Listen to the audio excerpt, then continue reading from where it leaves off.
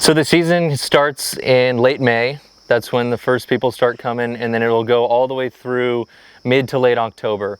And conditions change throughout the season there. In the early season, generally the water's higher.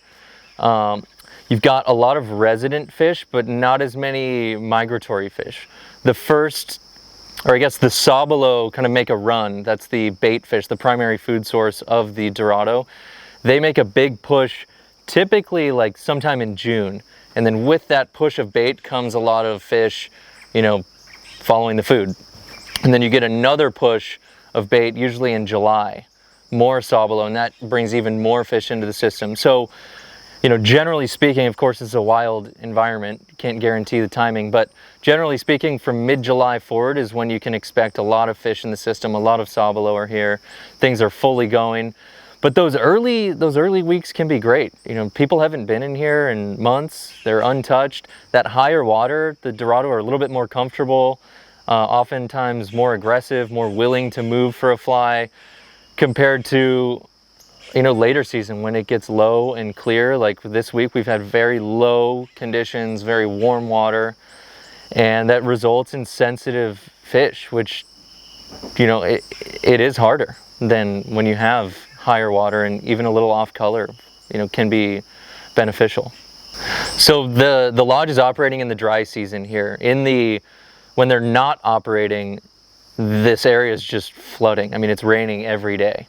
But even though we are in the dry season, and you can go at the time when it's the best chance at low clear water and the driest week, we're in the rainforest, and it can rain any day at any time and any amount. So these rivers can come up, they can, get off color, and, a lot of people are afraid of that, and they think, oh no, I really want to go there for the clear fishing. Clear water fishing is fantastic, it's fun, but it is very technical. When you get the water coming up or any amount of dirt in the system, the fishing can oftentimes become easier and the fish will get more aggressive. I mean, I've been here before when the river came up multiple feet, and we went out and it was straight chocolate milk, and the dorado are still eating.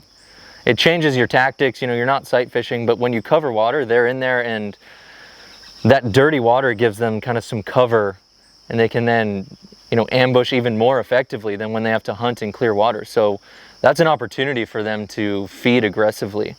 So regardless of the conditions you run into here, it's going to be a fun time, whether it's low and clear and it's sight fishing, or it's muddy water with aggressively feeding, hunting dorado. It's all good.